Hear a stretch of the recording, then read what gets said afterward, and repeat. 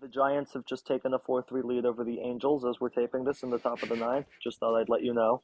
Oh, no way.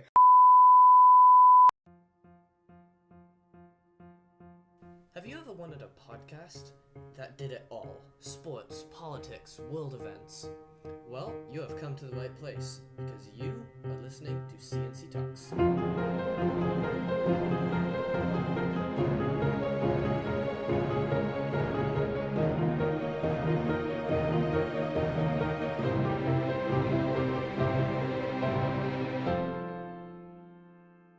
Hello, I'm Colin. And I'm Charlie. And welcome back to the C&C Talks podcast. It's episode 25 of season 2, and it is good to be back after a week off. But the good news is that we'll have episodes from almost every week, Charlie, from now until the end of the year. Yeah, great news for our viewers. And just a reminder, it's due every week. We release every Wednesday, and we talk about politics, world events, and sports. It is currently Monday, August 7th, 2023, at about 8:30 p.m. Pacific time.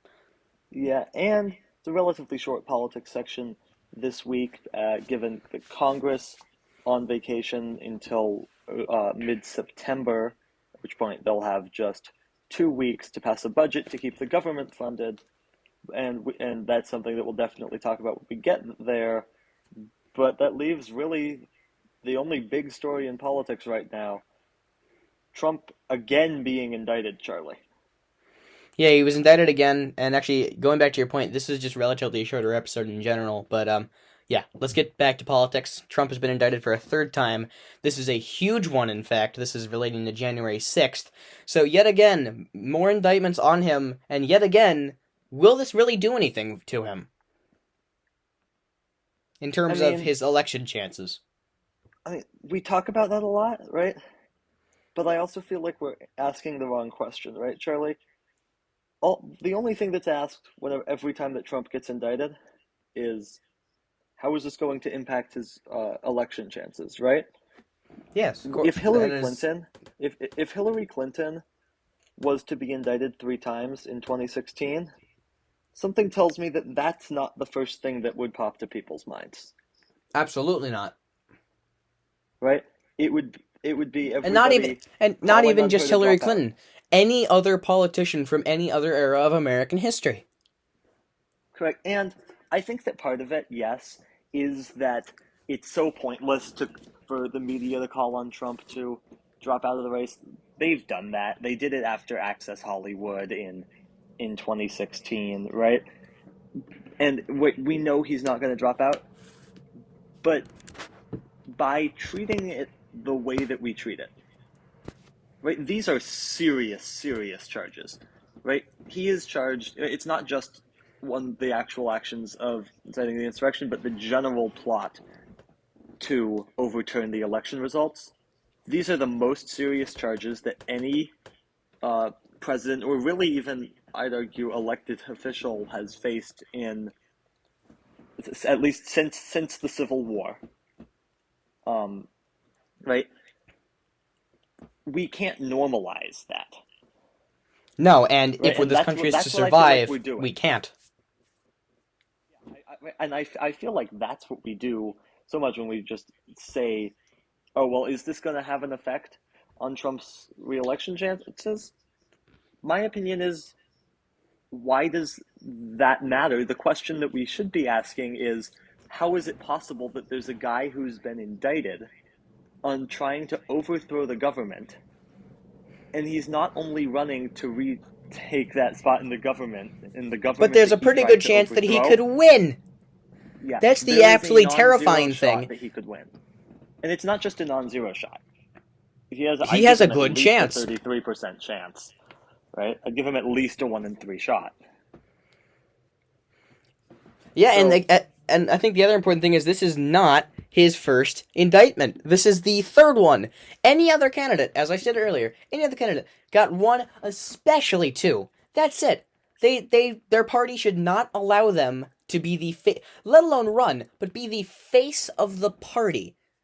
This current Republican Party is not only, if this continues, going to have a charged criminal leading their party, but it doesn't look good on them, and it doesn't look good for America in the international stage. Yeah. And by the way, I personally am not on the train that an indictment of a presidential candidate is automatically disqualifying.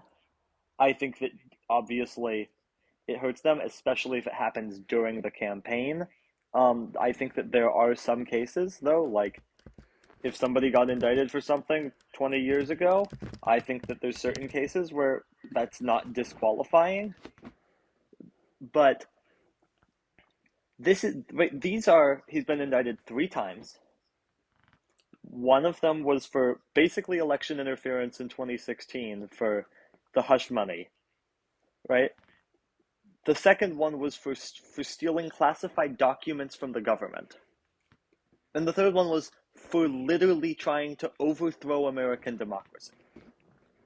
Yeah, and actually, we treat that I just wanted like to another day at the office. I wanted to really quickly focus on the word indictment itself. Of course, the current political usage is meaning formally charge or accusation of a serious crime.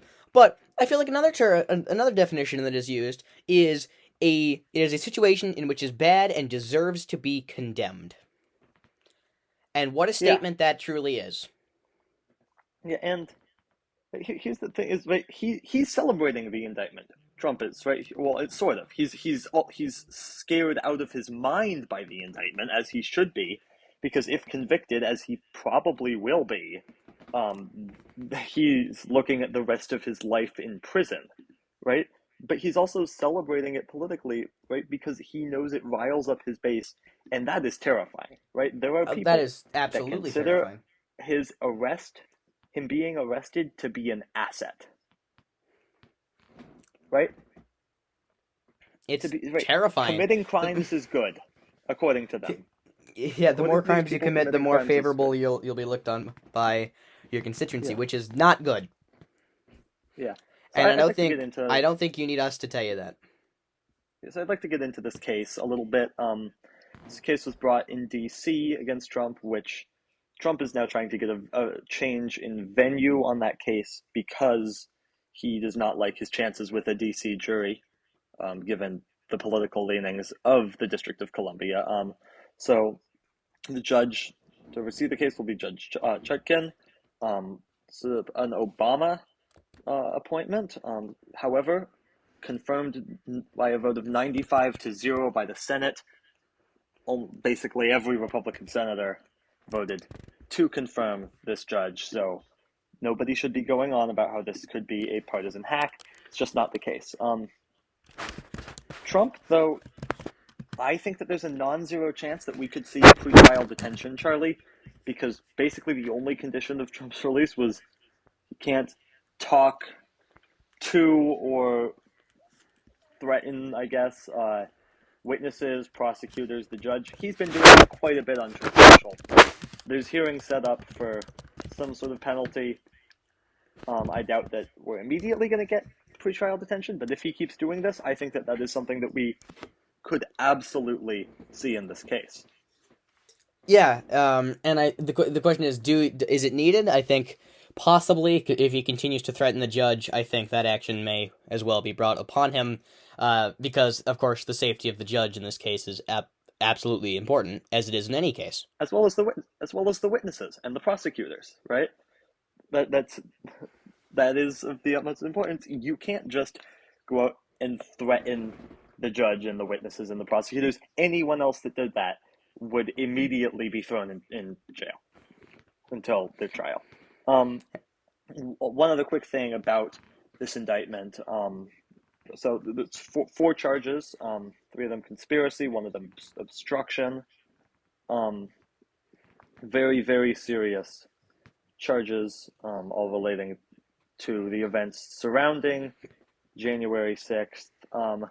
Also, the indictment names 6 co-conspirators, and does not name them by name, but it gives a description of them. None of these people have been indicted, at least not yet. However, we can pretty safely assume who 5 of these people are, which would be Rudy Giuliani, John Eastman, Sidney Powell, Jeffrey Clark, and Kenneth Chesebro. And for those who don't know, who are those 5 people, and what are their relation to Trump? Yeah, so Chispa was, I believe, I believe he worked in the White House, so I'm not 100% positive.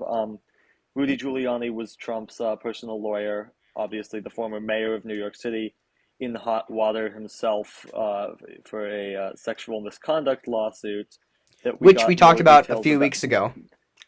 and we got more details on this week that we were going to talk about until I read it and realized I can't say any of those words on this podcast. So we're not going to do that.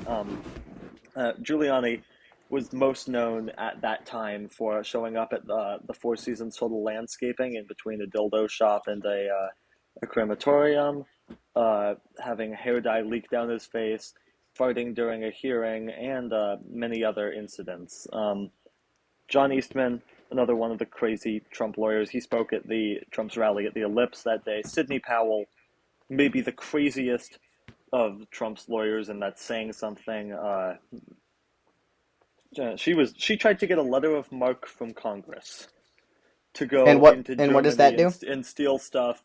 Basically, a note from Congress authorizing you to go raid certain things from another country because she wanted to go get stuff out of Germany that would have proved that the election was stolen in this international conspiracy. Um, Well and then, then yeah, and then yeah, and then Jeffrey Clark. This was the guy who was an environmental lawyer at the Department of Justice, also ran the civil division. It's the guy who basically came up with this plan to send letters to all the state legislatures in the swing states that Biden won, declaring those states' elections corrupt and telling them to come back into special session to appoint an alternate slate of electors. And he had Trump's ear, and he said that if Trump would appoint him as the new attorney general, then they could make this plan work. And the only reason that this plan fell through was because all of the other top prosecutors at the Department of Justice threatened to resign in protest if this move went through. so good on them.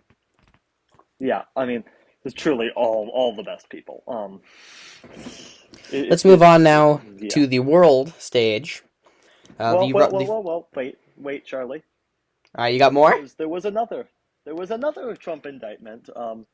This one, 3 additional charges on the classified documents case. This one, the biggest news here was that Trump tried to destroy security footage at Mar-a-Lago.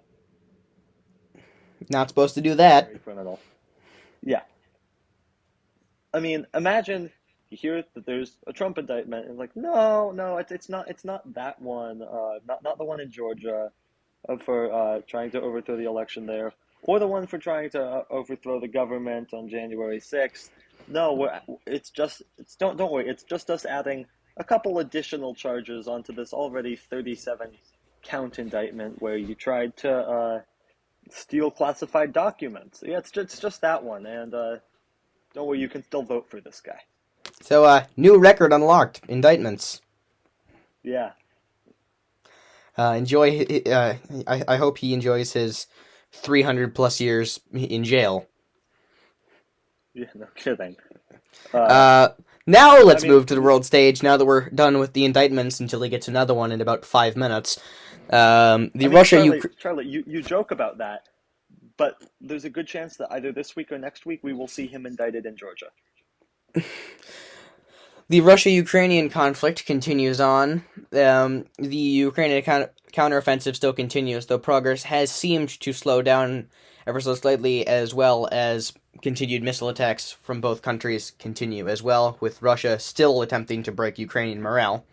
However, there was one little thing I wanted to highlight for you. There's a giant monument, Soviet-era monument in Ukraine, that features a giant woman holding a shield in one hand and a sword in the other.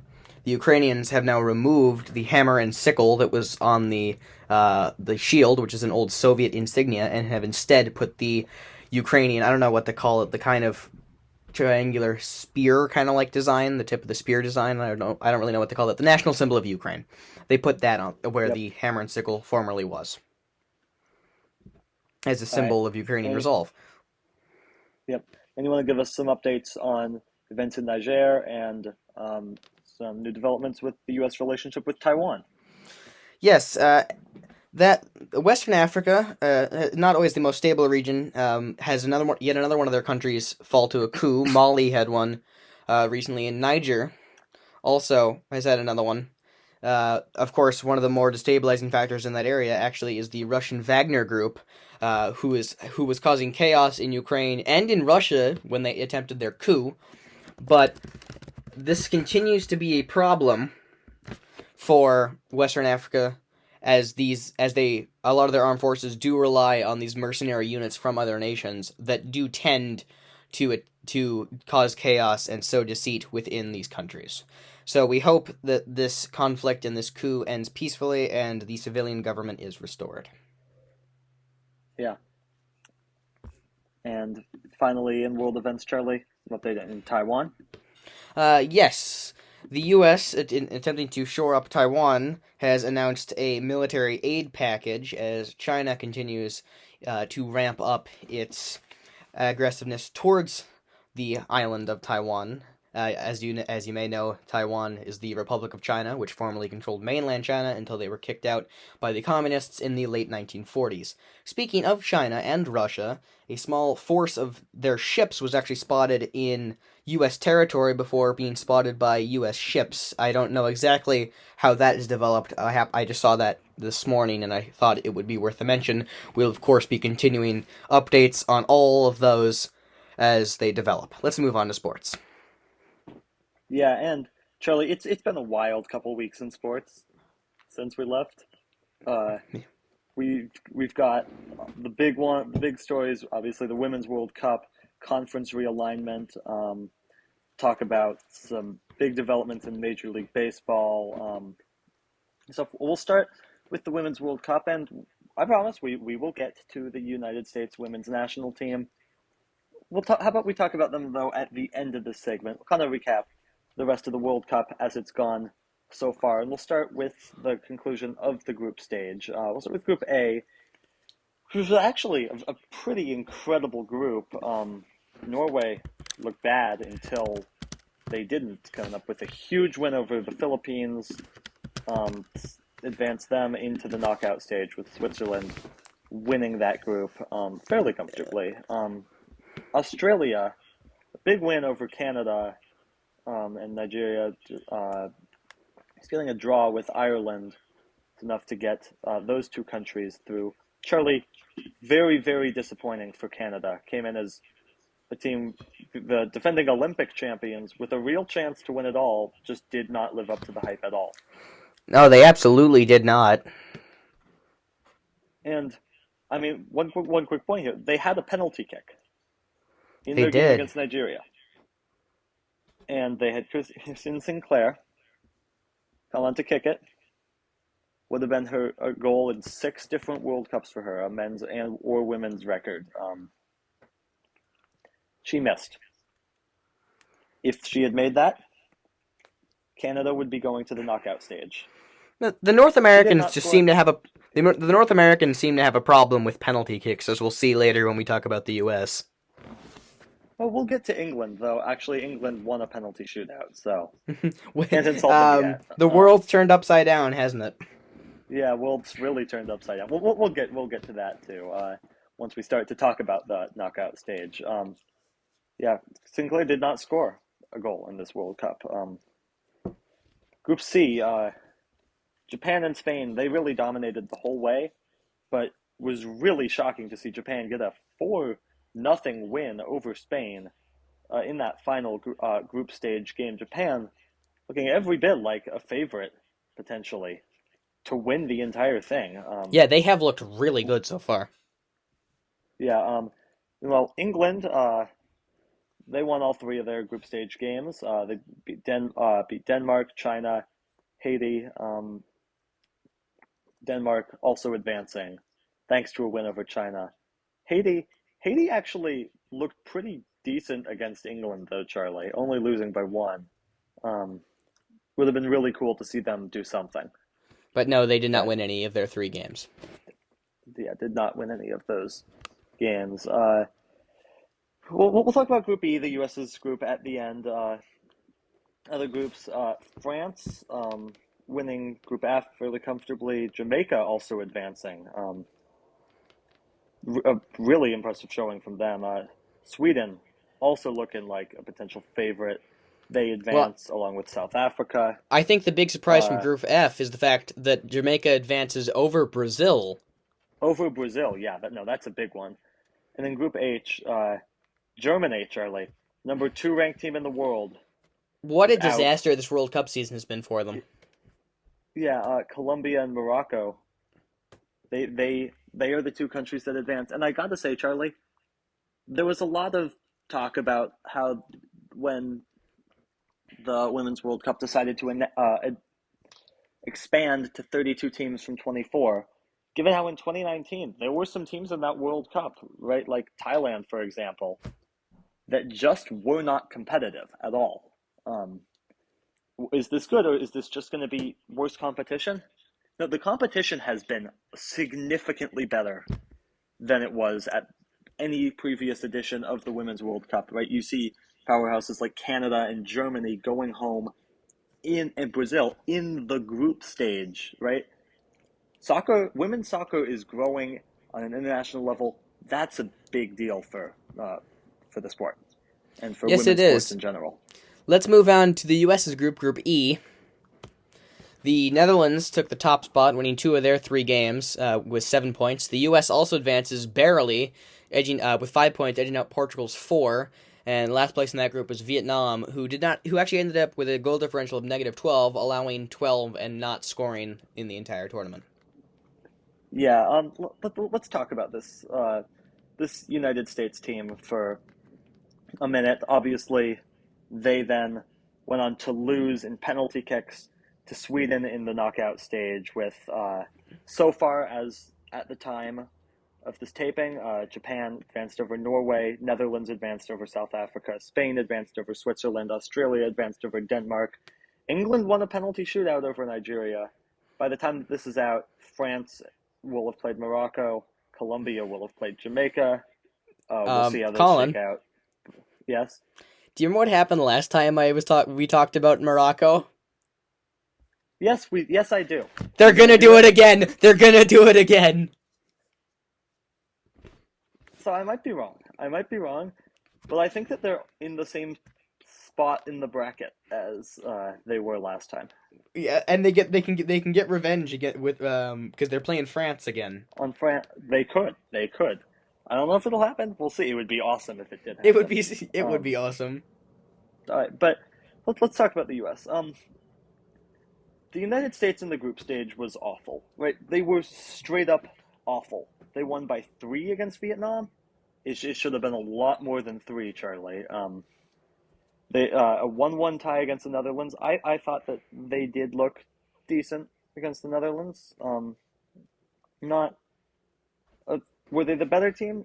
I don't know, but those were 2 good teams. And then that Lindsey Portugal game Horan, was just Lindsey a Horan, a dud. special goal. But yeah, no, the Portugal game, the United States deserved to lose to Portugal. The United States was saved in stoppage time by the right post, right? That goal goes in, and it is the biggest upset in soccer history.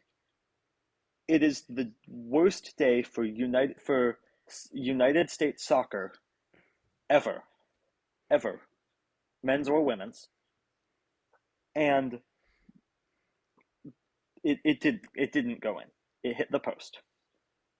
Right? They were bad in that game, like pathetically bad. It did Yeah, it not was look a anything disaster. like what we've ever seen them do before.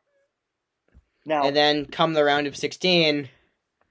well, So, I'll get there. Let me just rant for a minute, right? all right, go ahead.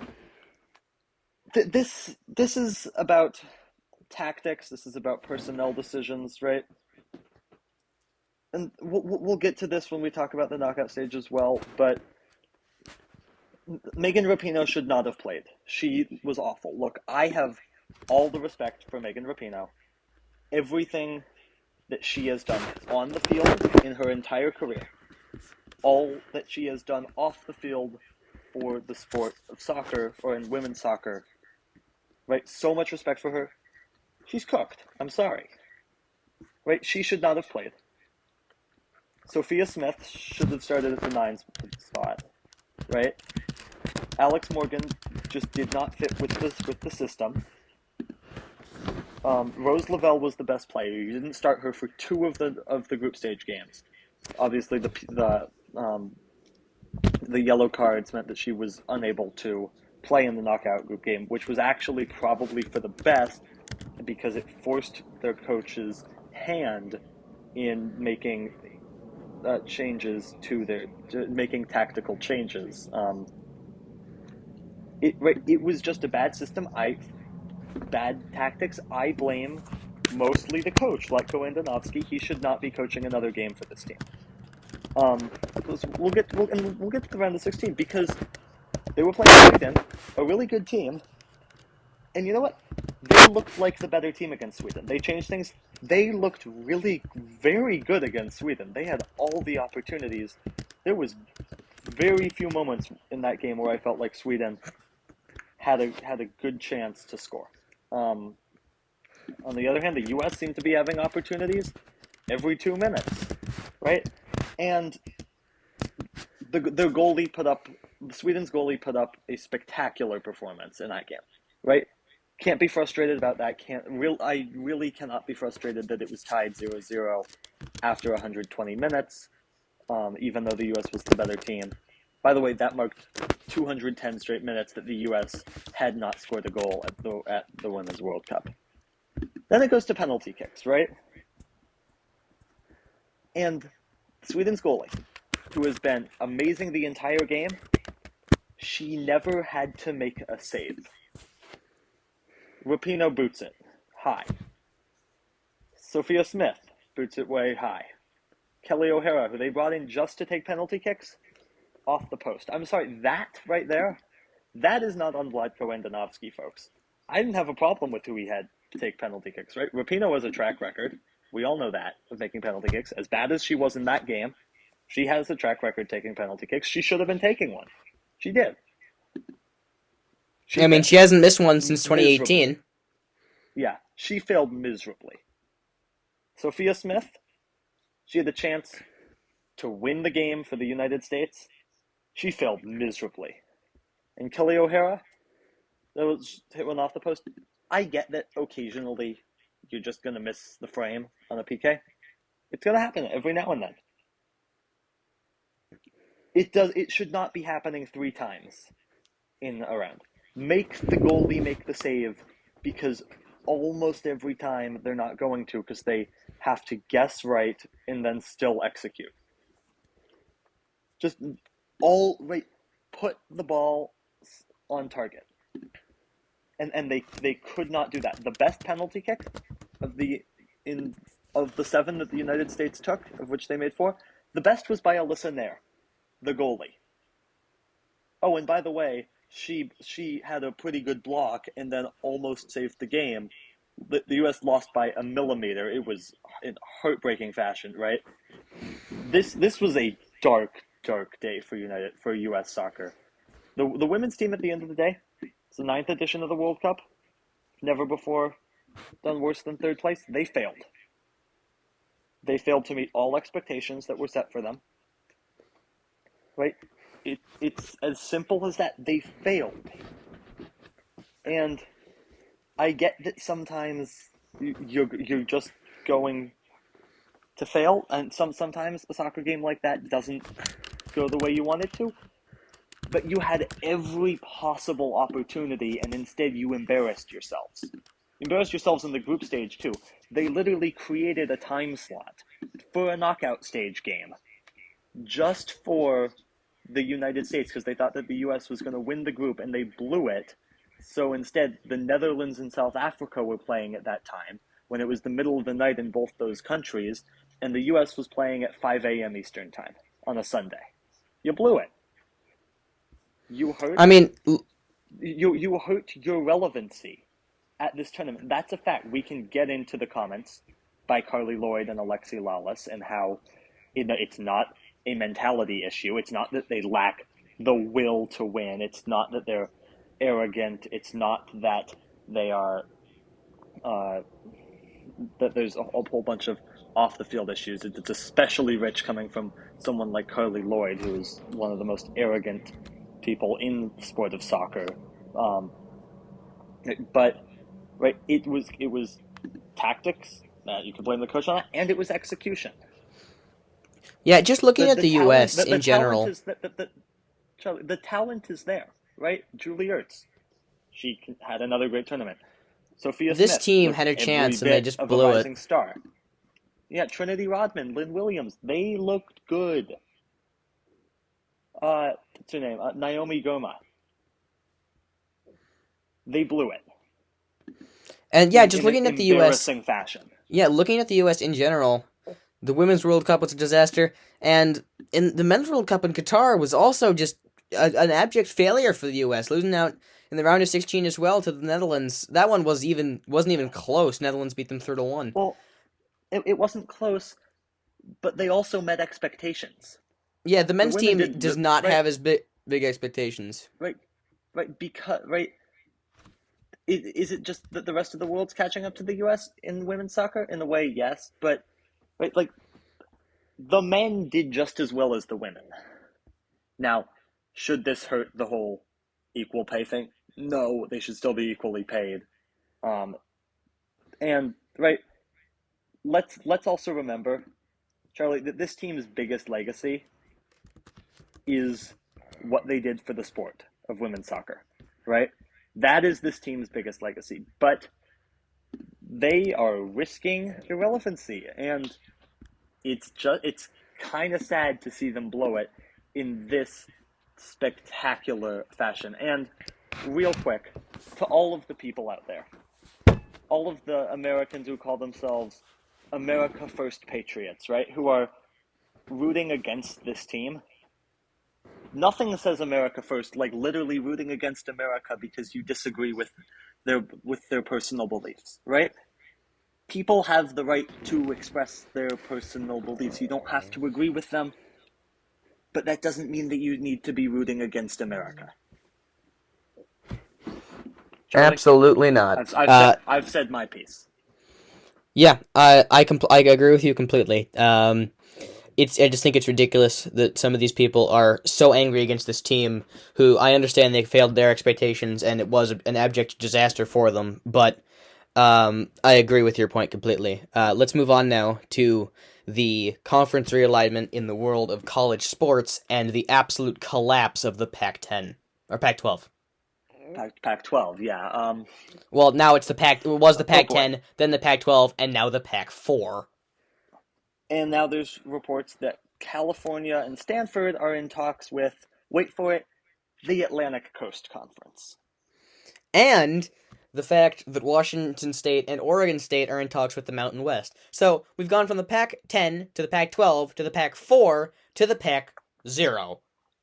Yeah, and so these teams all started when Colorado jumped ship. They went to the Big 12, then Washington and Oregon, next dominoes to fall. They go to the Big 10, Arizona State, Utah, Arizona. They all follow Colorado to the Big 12, which will now, starting in 2024, be the Big 16. And we can't forget also that this whole thing really did not start with Colorado. It started a few months previous with USC and UCLA jumping ship to the Big 10. Yeah, so what are your thoughts on the whole conference realignment thing? Because this is a slippery slope. I feel like it hurts. I feel like it hurts college sports. It does, and it's a money thing. This is very dangerous because the Pac-12's gone. Who's next is the question. It's not going to be. It's not just the Pac-10. Other conferences are going to start falling. Is the ACC next? Is my question. Yeah, I mean it's possible, as Florida State seems to be eyeing an exit, but to me I agree that it's dangerous because this is continuing a trend of college sports being less about the sports and being more about the money. Or in other words, just becoming the next professional league, except that the players don't get paid. Right? it's all about the money. Does anybody think College that by football is becoming it's becoming minor league baseball. well, yeah, like does anybody think, Charlie, that by this conference, I guess we'll call it realignment, though really it's destruction. It's Does anybody think implosion. that the product? Does anybody think that the product is going to be improved?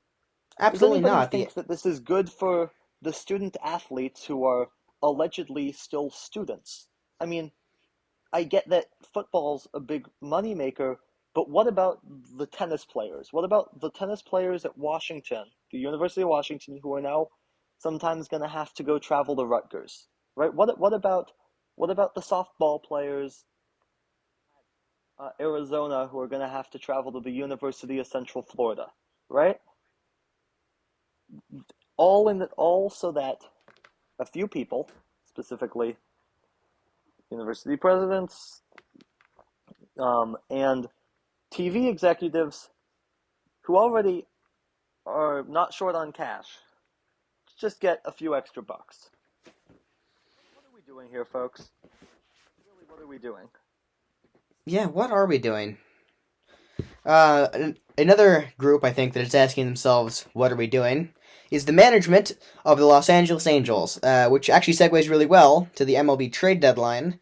A lot of big names shipping out. The Mets trading Verlander back to the Astros in their continuing disaster class of signing a bunch of players for an absolute boatload in order to underperform.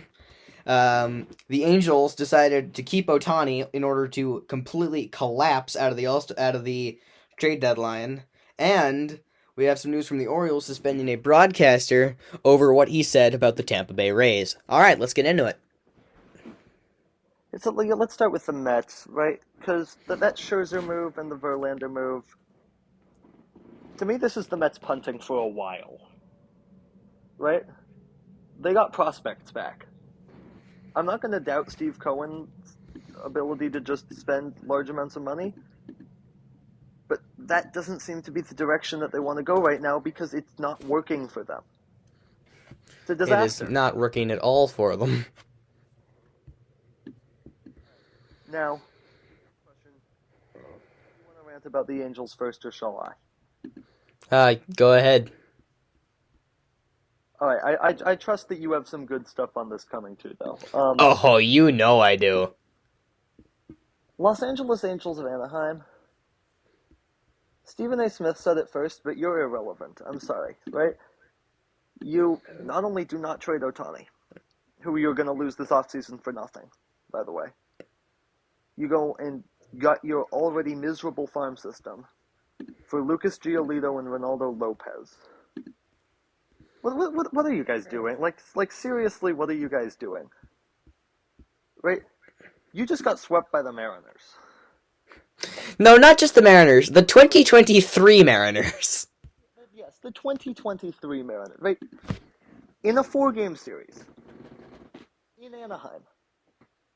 With Ohtani pitching one of the games. Yeah. You have the worst manager in baseball. Let's start there. And it's not close. He's awful. He's going to be fired this offseason too. But their entire team is a disaster. They're going to be irrelevant until at least 2030. Right? They're not going to have Ohtani. They're going to lose in free agency Moustakas and Crone, I believe, and Giolito and Lopez and all the rest of them. They're going to be left with Mike Trout and Anthony Rendon, which is definitely a move that's going absolutely tremendously for them. I'm sure that they would never take back that signing.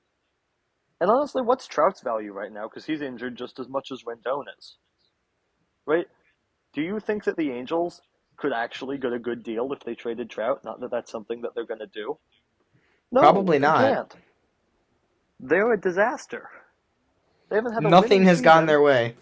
since their general manager was current Mariners GM Jerry Dipoto, and they're more likely to have a losing season this year than make the playoffs this year, and it's not even close.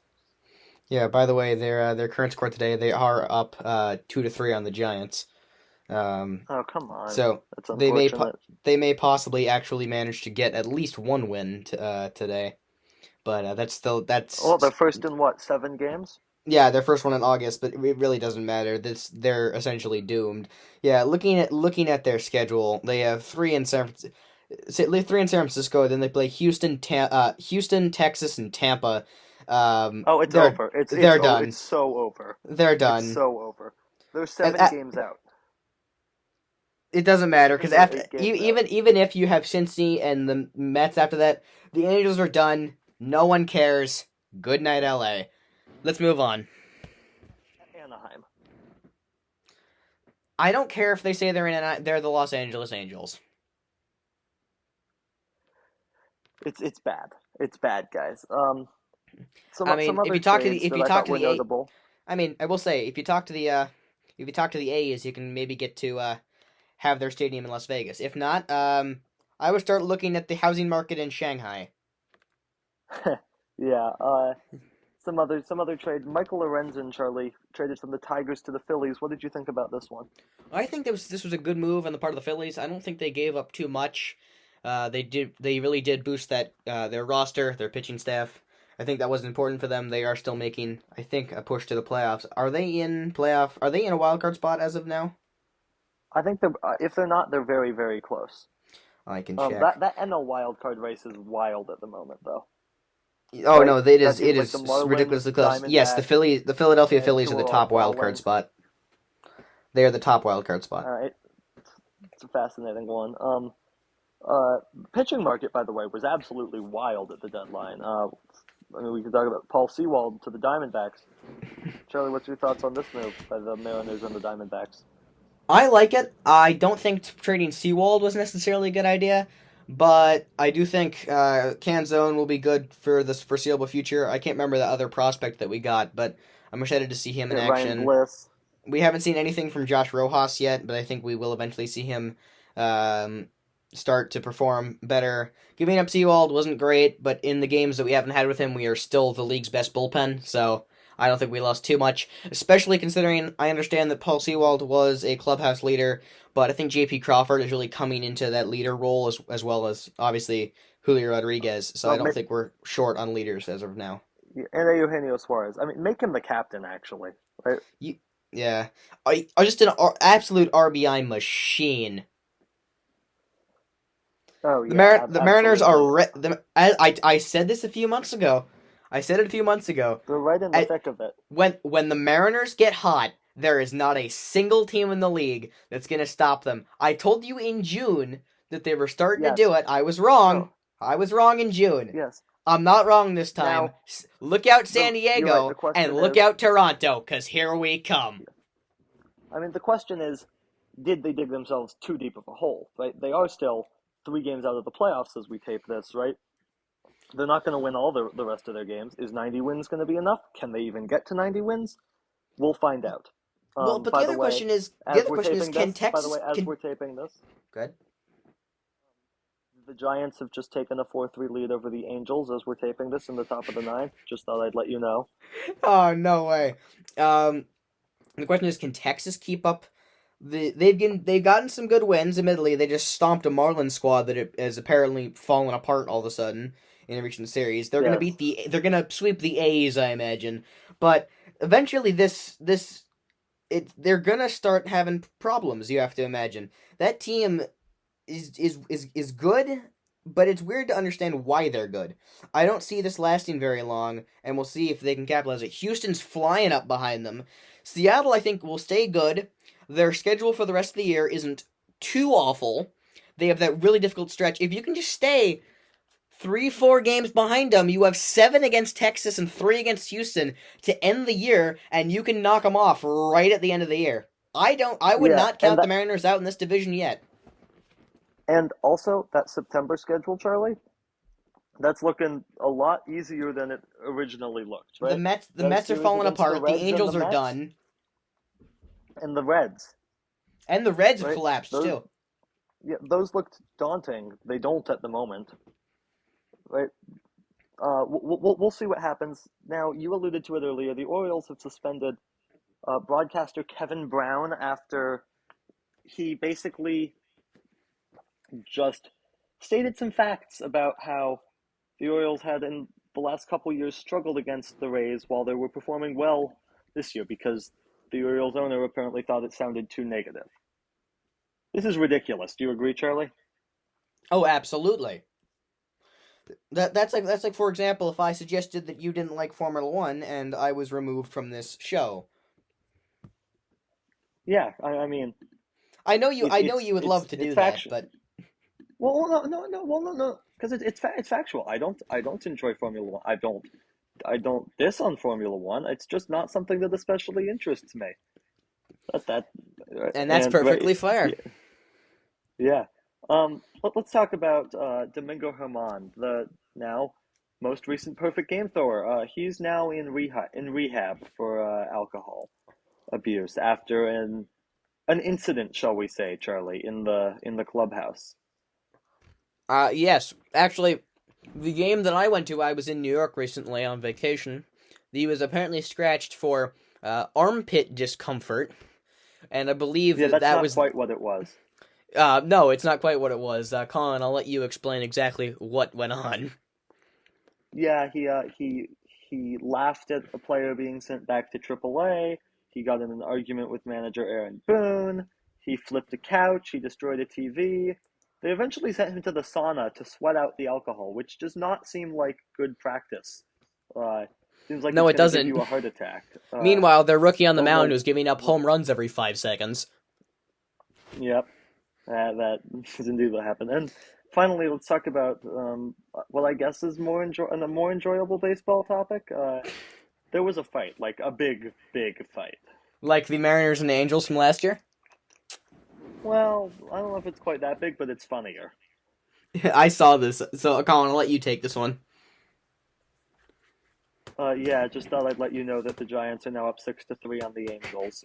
Oh my god! LA, what It's funny. happened? It's funny. It's funny. It is funny. I'm sorry to anyone who's listening from LA/Anaheim. Your team is funny. I'm not actually sorry, right? The Angels suck. It's funny. Can we have As a Ohtani Mariners yet? fan, I love it. Yeah. Yeah. Let's talk about Tim Anderson here. Dude, what are you doing?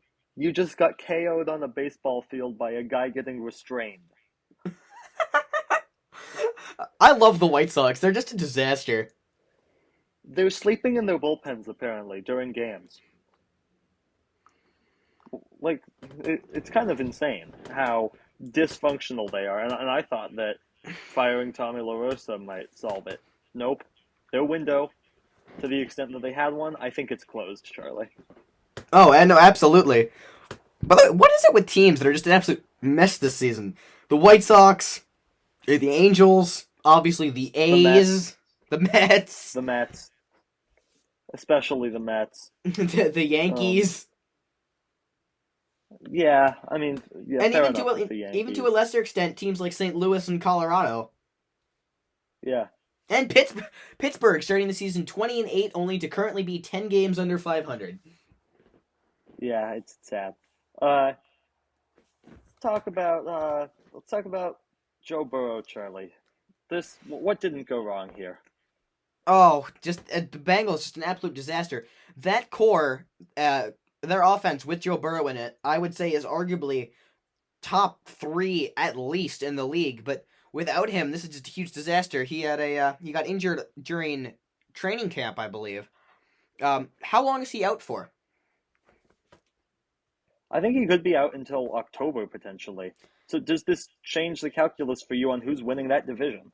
Not necessarily. If you remember, the last 2 years, the Bengals started really slow and then started heating up as they went into October. If you remember the first game of the season last year, Bengals and Steelers, I think it was Bengals and Steelers. Whoever it was, Joe Burrow gave up 4 interceptions to start that season, and the Bengals lost. They lost again the next week, and yet they were one very stupid penalty away from making the Super Bowl. Yeah. Yep. Speaking of which, football is back.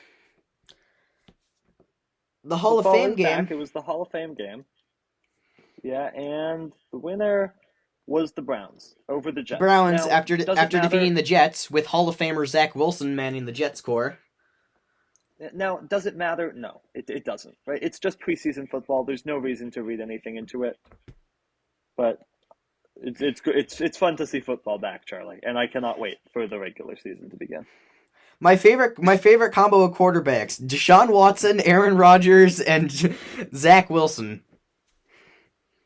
Yep. What a trio. Anyway, to wrap things up, as we usually do, a little Formula One update. The Belgian Grand Prix was the last one before the summer break. Verstappen had a penalty to refit parts of his engine, so he started from 6th, and it didn't matter. He won by like 15 seconds. He can now mathematically win the championship within the next 3 races. Wow. That's all he needs to do. We're on currently Formula 1. This is going to be over before the last 2 races in the U.S. I think so. Las Vegas is looking like it's going to be a great race. They're starting to build that circuit at this as we speak in Vegas. The championship is basically over. We're looking really to gear up to next season. However, one of the teams that I've really seen make huge developments is McLaren. They really came out of nowhere. Disastrous start to the season, actually. Norris, I believe, DNF'd in Bahrain. Sorry, Piastri DNF'd in Bahrain, and Norris had 6 pit stops because they had to fix some problem with the car every few laps. But they've come out of nowhere. They've started to get podiums. They really are where Aston Martin was at the start of the year, coming back. Ferrari and Mercedes have kind of been consistent, hanging up with the top teams.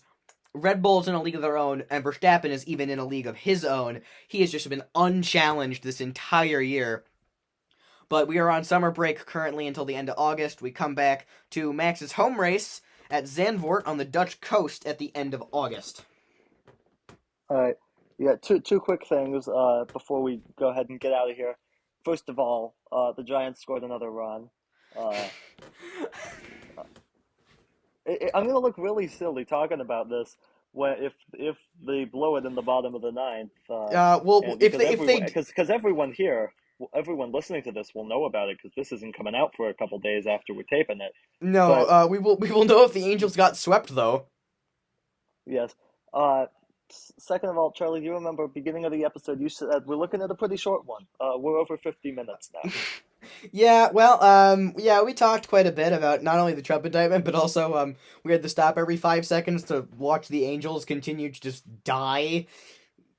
Yeah, there's still one out, by the way. They might get another one, though. Peterson has 2 strikes on him. All right. But that'll do it. Thanks for watching. Make sure you subscribe. Episodes every Wednesday, wherever you listen to podcasts. Website cctalks.net has everything you need to know about the show. Call us with questions, 360-389-2630. Again, that's 360-389-2630. And follow us on Twitter, @CC Talks Podcast. For our producer Morris, production designer Zach, for Frederick Drake, I'm Colin. And I'm Charlie. We'll see you next week.